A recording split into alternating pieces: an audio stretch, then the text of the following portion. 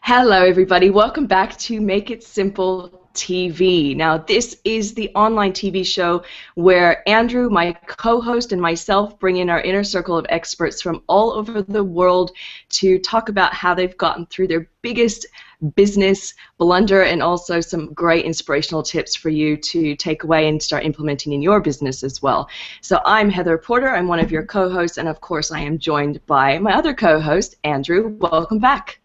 Hey, H.E., it's good to be back. We've had a little bit of a hiatus for a couple of weeks. We've been out and about doing things, so it's great to be back and bringing another awesome guest today. I'm really excited about this guest because we've been working with Wendy for quite a while, and Wendy also is, well, she's somebody that I just started a new podcast with as well, so I might talk a little bit about that right at the end of the show today. But before we do that, I want to introduce you to Wendy Mack. Wendy is a great example of someone who's escaped the corporate world to pursue her passion.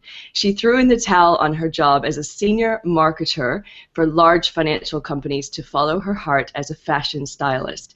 Wendy soon learned how to become known as the go-to expert in her industry, with 6 key steps to cultivate a tribe of raving fans and build credibility as a trusted influence. Today, she speaks on a variety of topics, including fashion, style, personal brand, and career dressing, through to entrepreneurship, motivation, and her signature talk, how you can be seen as the go-to expert in your field. What a perfect guest for our show. Welcome, Wendy. Hey there, everyone. How are you? Hi, Heather. Hi, Andrew.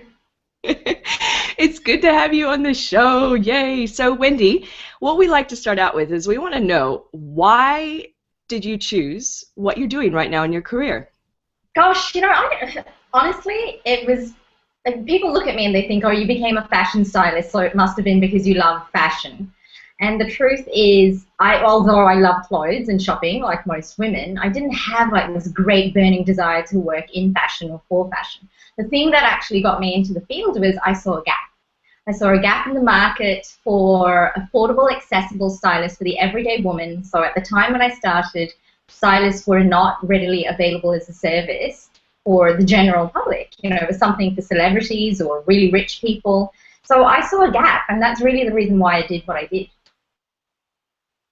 Very cool. So, we're going to get straight into it then. What is one tool or resource that you simply cannot live without right now in your business? This is going to be quite generic, but it is the God-honest truth, and that is my laptop and my iPhone. I will die. I'm very bad with disconnecting from technology, and my entire business is run online. I am also very big into making sure that I'm on top of things in my business, and really having those 2 tools allows me access to everything that I need. It's actually crazy how many things are now run online and through the web. What's your favorite app? Do you have like a specific productivity app or something that you use on your devices right now? I use Evernote, and I also use Asana to help me with my virtual team. And those are probably the 2 key ones. There are a couple of scheduling tools and that sort of thing, but those are probably the 2 really key apps that I use. Okay, cool. So now, let's go a little bit deeper into your business, because I know a bit about you. So this will be interesting. Now, this is something I actually don't know yet about you. I want to know about sort of something that was very intense or like hard that you had to get through in your business, a big barrier, I suppose. And what did you do to overcome it? I think the biggest barrier for me when I started was that there were no stylists around at the time, because I started this business in styling years and years ago, before it was even popular. So for me, it was really just not even knowing what I was doing and not actually having access to training. So really not being able to find the knowledge and the information that I needed to become a good stylist. There were no readily available training courses, and that was probably the biggest thing. So for me, I really had to work on trying to learn from the ground up, make mistakes, actually get my hands dirty and learn how to style, being very practical and actually just getting out there and doing it. And then the other big challenge that I had was, because it was such a new thing for us in Australia, it was actually carving out that market. It was actually trying to find people and carve out that niche and actually build a business case for your everyday woman to go, all right, okay, this is a service that's valid, that I can pay for, that I should pay for, that it's not an indulgence. And so building that, I guess, demand for the service in the market was probably a huge thing that I had to do for the first few years of the business. So for the first few years there, I wasn't actually talking about why choose me or why work with Wendy. It was all about building a case for stylists in the everyday woman's life. So all the media that we did was never really about me and my business. I mean, obviously I was mentioned in it, but a lot of the media that we did was around why use a stylist. It was very generic. So it was all around building that, instilling that demand for this service. So that's really probably the thing that helped me the most to overcome that. But it took quite a few years of work. Hey, Wendy, what did you have mentors that were able to help you through that initial process, or was it completely the Lone Ranger for you to battle through? Interesting question, Andrew, because you know what? There were a couple of people out there in the industry, and I reached out to them, and I really wanted to forge a relationship and, really try to support each other and collaborate, and all the doors were shut in my face. Every single person that I reached out to said not, and they were highly competitive. They still are. It is still quite a competitive industry. And they all went, no, not doing it. We're not sharing our information. We don't want another competitor. We don't want a young up-and-coming person, in our space. So that was a huge challenge. But out of that, I actually learned that I was never going to do that. For anyone that approached me, if they wanted to learn how to get into the field or into the industry, I thought, you know what? I don't want to be that person that shuts the door in their face. And that was actually how my training course was born. So I now actually today spend the bulk of my time teaching other women and men how to become fashion stylists themselves. And that was actually because of my experience there. That's great. And do you find that because you've sort of changed the way that mentality is there now other people that are opening the doors to becoming mentors? Have you found that? Has it changed a little bit or not?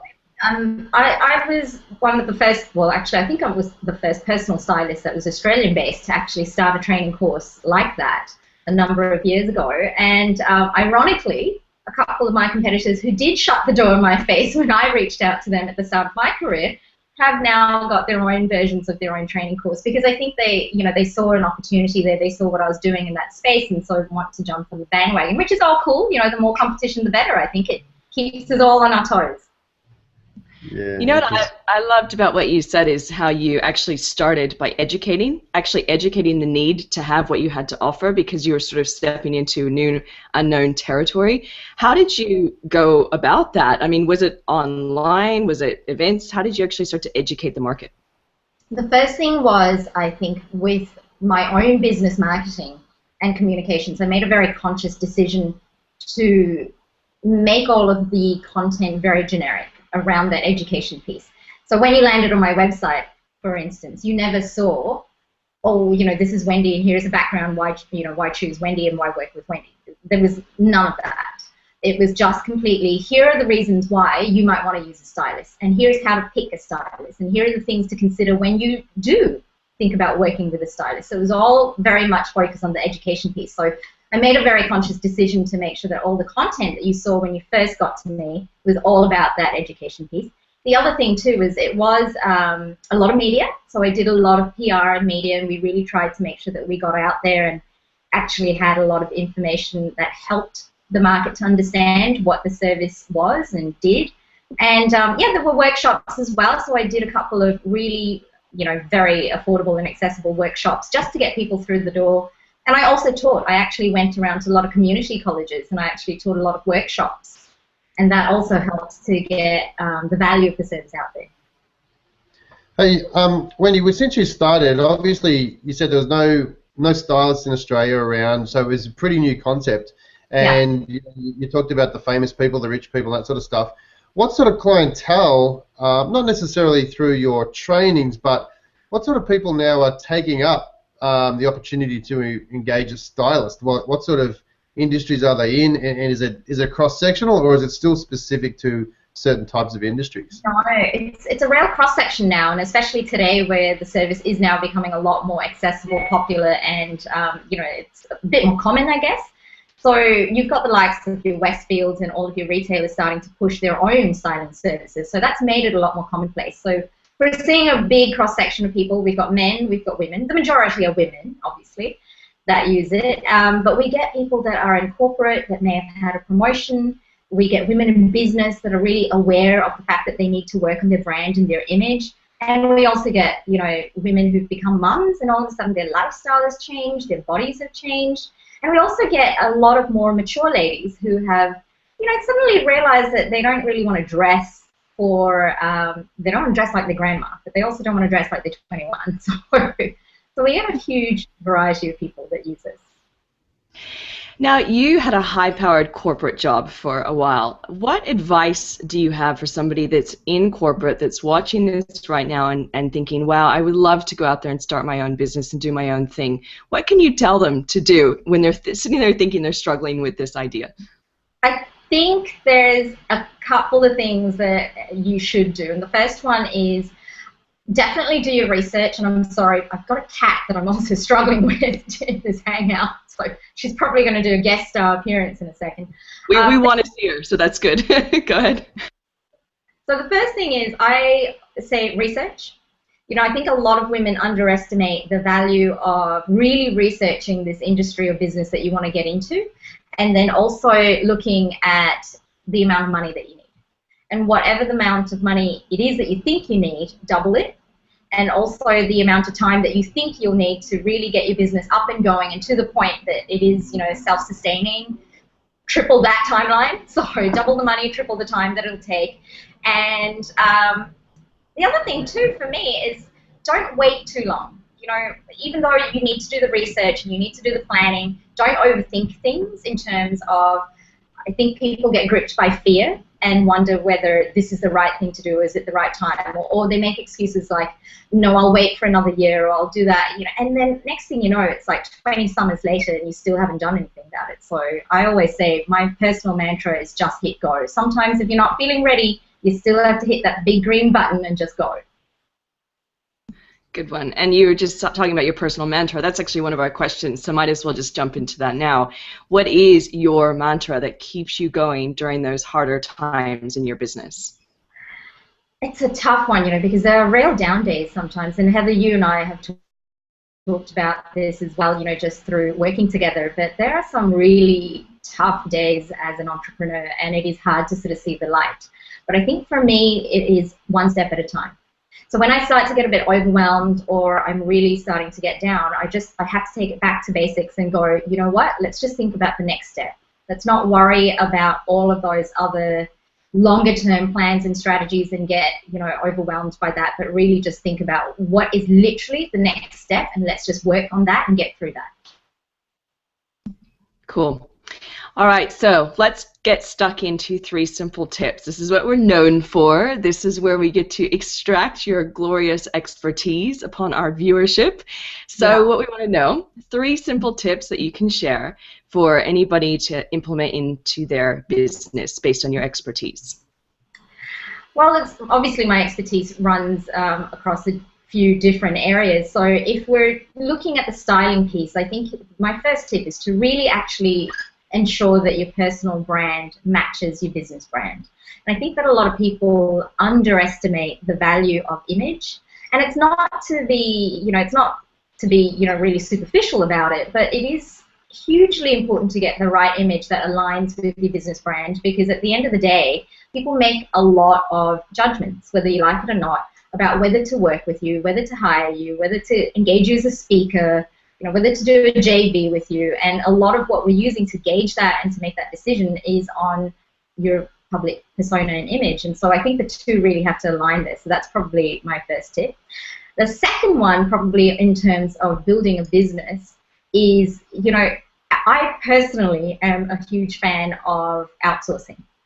I don't do everything myself. And a lot of people look at the business that I run and they say to me, wow, how do you do everything that you do when there's just one of you? But the reality is there isn't just one of me. And I think a lot of business owners, especially those that are just starting out, are very loath to invest in a great team. Now, when I say a team, I don't mean necessarily an internal team that you're building, But even just working with, great suppliers, for example, I've worked with a number of suppliers, including you guys, and it's really important to have that support structure around you and to actually invest in that, because that's the only way that your business is actually really going to grow, is that if you actually take that investment, both financially and emotionally, and actually take that leap, even though it is a little bit scary. But otherwise, if you don't, you're never really going to get that sort of level of growth that you're really looking for. And then that probably leads me to my third tip, which is, and this is probably more particular for women, sometimes you've got to be comfortable taking a risk. Women are very, very good at wanting to be assured about results and having guarantees of success before they'll actually take that risk. So before they'll spend the money, before they'll invest, they really want to know that they're going to get that back. And unfortunately, that's just not the way that it works in business or in life. And you have to sometimes be prepared to take a calculated risk, not a rash risk, but a calculated risk. And you have to be completely emotionally okay with the fact that you might lose that investment. But that is the mindset that you need if you're really going to grow a big business. You really have to be prepared to take those risks and to know that you might potentially lose. And sometimes you're going to win, but you have to be prepared emotionally to know that. Hey, Wendy, I hope we haven't lost you there. I'm not sure if we can hear her. Is she still there? You still there, Wendy? We may have lost her. I was going to ask her about outsourcing, Heather, and just find out a little bit. I was going to do the same thing, and and I bet her cat pulled out her computer or something silly. Cat. Are you guys? Oh, yep. There we go. You're back. Hey. Yay. Hey, Wendy, I was going to ask you about outsourcing, because Heather and I talk a lot about outsourcing. We've been involved with outsourcing for a long time. What was the biggest challenge for you to get started with outsourcing? What was it that? What was the challenge, and then what really made you say, "Hey, I've got to do this"?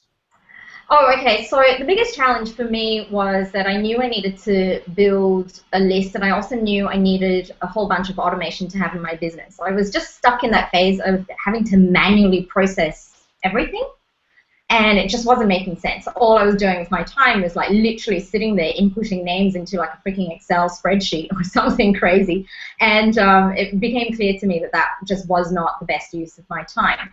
But I think one of the biggest challenges when it comes to outsourcing is actually being really clear about your specifications as the person that is briefing that project out.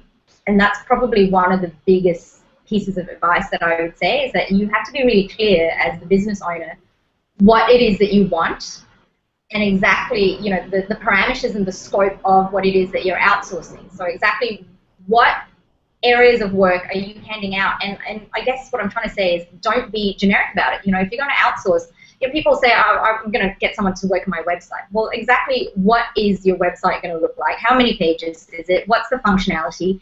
Does it need any level of automation? Does it need to link back to a back-end CRM or something? Like, you need to be really clear about that for the relationship to work. I'm so glad you said that too, because I think that's one of the biggest problems that we see is the generalization of getting jobs. And when we ask people, we teach this stuff, and I say, who's done outsourcing, and there'll be people who put their hand up, and I'll say, oh, but it didn't work. Well, why didn't it work? Well, they didn't do what I wanted them to. Well, clearly, you didn't tell them exactly what you wanted, because people will do what you want them to do if you tell them exactly what needs to be done. And I'm so glad you said that, because that is the biggest key point. I think if anyone's listening today that's thinking about outsourcing, get extremely clear on the job roles that you want and the task you want completed, so that people can actually follow those steps. Because otherwise, as you said, you're going to get a half-done job, and you're going to go and fix it up yourself, and it's a waste of time, and you get a bad taste in your mouth. So I know, H, you had a couple of things you want to say about outsourcing as well.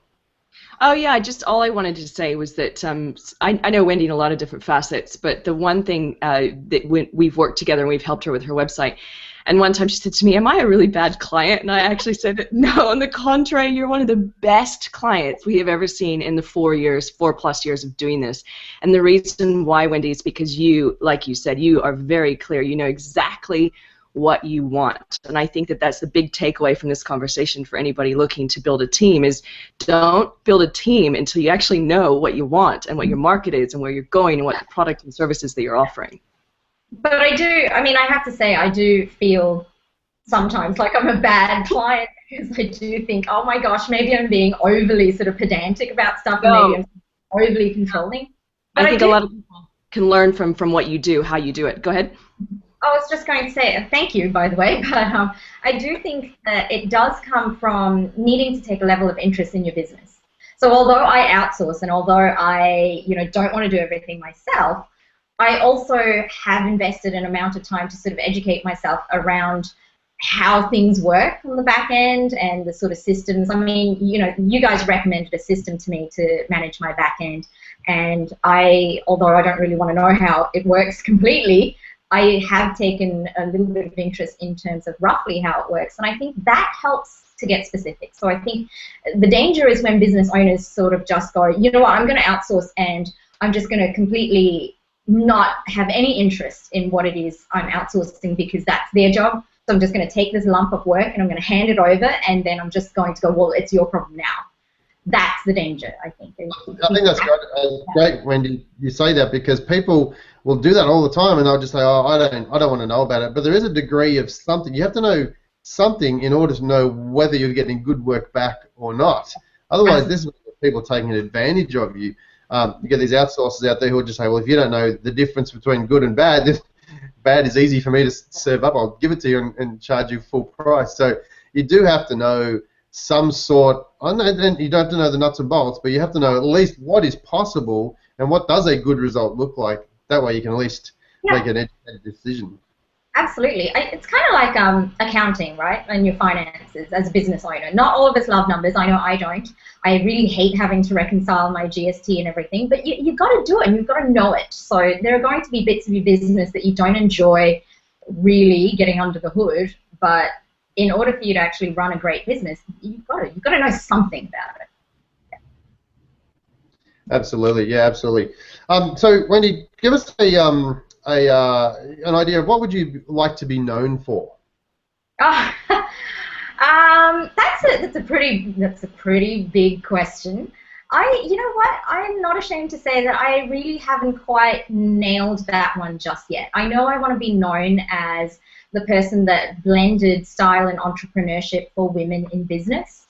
So I really know that I want to help women both grow the business, especially women who are working in the fashion and the style industry, so fashion bloggers, stylists, that sort of thing. I really want to be known as that person that bridge that gap between doing something cool and fun with fashion, but also having that real level head of building a business and knowing how to market and sell. So that's probably what I enjoy doing. But what I think if I was to say what I would like to be known for, it would be as the stylist that never shut the door in anyone's face. So there you go. I love it. I love it. What is one of the biggest life lessons you've learned in throughout the whole entire life? I guess. What's one of the biggest lessons you've learned? Probably two things. Don't sweat the small stuff. And that I know, we've all heard that before, but it's actually a really hard thing to do. And that's true in both, personal life, work life. Sometimes you've just got to pick and choose the moments where you are going to expend that energy and get upset about something. And you just have to rein it in and just be really cool and calm. And you have to learn when to let go of certain things. There are going to be things that you just have to go, you know what? Yes, that's an issue. Yes, that's a problem. But am I really going to invest that time and energy focusing on it, or do I just let it go? And that is probably something that's helped to keep me sane throughout the crazier days and in the more difficult moments. Sort of like just being able to let go of stuff and move on from that piece. So that's probably one of the biggest things that has helped me. But the other one too is just you've got to just always enjoy everything that you're doing. You've got to just be happy. Like life is actually not that bad. And I like to always try, although not every day I'm successful, but I like to try and look at the fact that, here's the thing. I think, given my age, I may have 30, 35 good summers left in me. And if you think about life in that respect, 30, 35 summers, that's not a lot. I could literally write them up on a whiteboard and write down what I'm going to do every summer for the next 30 summers. And if you think about life in that respect, really, whatever you're being faced with, it's not that bad. That is a cool perspective. I've never heard it looked at in that way. That's a brilliant little exercise. I want to take on myself, is actually looking at what's mapping out your summers. Where do you want to, go? What do you want to do? Now, Wendy, what's one thing about you that very few people know and that you're willing to offer up right now? Oh gosh, I'm actually a total slob at home.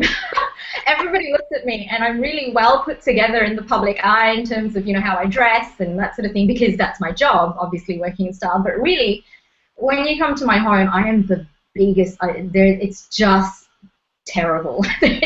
There's stuff everywhere. There's clothes on the ground. Like, there's just random crap lying around on the table, and it really goes completely against what everybody thinks about me. I'm really not that well put together at home. I'm shocked, but I love you even more now. You can't see, but actually on the ground here, it's just chaos. So as we get ready to wrap up, there's one more question I want to ask. Now, Andrew and I are in online marketing. That's our primary industry. I know that you do a great deal of that as well. What's one incredible thing that you've seen a business do recently in their online marketing? Sorry, say that again. What's the one? Sure. So what's one amazing thing that you've seen a business do recently in their online marketing?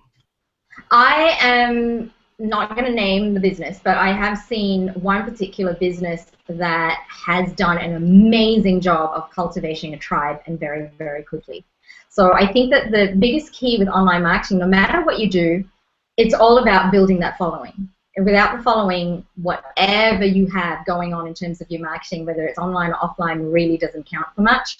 So having that following, and I've seen this one business just completely scale up in like about 12 months, going from a new, fresh product with 0 followers to like a crazy, mad, huge social media following. And I think it's because they've really stayed connected with their audience. They've really been true to their brand. They've been really true to the values that their brand stands for, and that has allowed their audience to really connect with that. But also they've been very inclusive. So I think the trick is that they've really been extremely inclusive about their experience as a business. So the business owner in this case has really opened up about her experiences on a personal level, and her audience has appreciated that, and they've really been able to see both the business grow but also her growth as an entrepreneur, and that's really built a strong relationship between her, and that's allowed her to gain a huge following, and the business, of course. Great, thank you for that. I want to know who it is. We'll have to ask after the show. Andrew, go ahead. I was just going to say, I love that our last guest, Terry Ann, was talking about, we're talking about speaking and the way that in Australia especially, that speaking gigs and those seminars have turned the table, where it used to be the fact that you would do a speaking gig and you'd get people to come into your tribe from those speaking gigs. Well, it's completely flipped. People are building tribes now first and then offering speaking gigs, and their tribe is coming along to their speaking gigs. I think you're right about that. You build a tribe first, and then when you offer stuff, then they're hungry for it, and they can actually consume what you've got, rather than the other way around. Yeah, and I think it's really important in building that tribe, like in the case of the lady that I was just mentioning, you've got to put, and I think, if you're not a big corporate brand, but you're actually building a business where you are the face of your business predominantly, it's important for you to put a little bit of yourself out there. You can't complete, and that's a big ask. You've got to be comfortable with that, and you've got to manage the boundaries around that. But you do have to, in order to really make that connection and build that tribe, you have to put a bit of yourself out there. Yeah. Well, Wendy, thank you so much for all your incredible advice and little expert tips as well. Now, where can people learn more about you? They can join me at www.wendymac.com, which is, I have to say, a website built beautifully by the two of you, so thank you for that. It's all Heather. It's all Heather. It's all Heather. And your designs, I might add. So, Wendy, any last words for our listeners before we say goodbye? Get those summers down on your whiteboard and map it out, because I think that's probably the biggest gift that you can give yourself, is to sort of know what you're doing. Brilliant. I And love Andrew, that. anything? And if you live in 2 countries, you can have double the summers. There you go. The endless summer. Oh, yes. Love it. Thank you, Wendy. We really appreciate you taking the time to join us today. It's been awesome, and thanks for sharing your knowledge. And we look forward to doing lots more with you coming up. Great. Thank you so much for having me. That we do. Now, everybody, we'd love to see you come on over to makeitsimple.tv. We're going to have more information about Wendy and links to her different accounts online, so you can go and check her out. She has some great blog posts that I personally know about that she sticks up on her website, so you want to get access to those. And also, I mentioned earlier, Wendy and I have just started up a brand new podcast called The Real Women of Business. So if you're interested in that, you can come on over to rwob.com.au, and that's launching in January of 2015. So there you go, candid conversations about business, kind of taking what we're doing here and bringing it into the space of females in entrepreneurship. So thanks again, everybody, for tuning in, and we'll see you on the very next episode of makeitsimple.tv.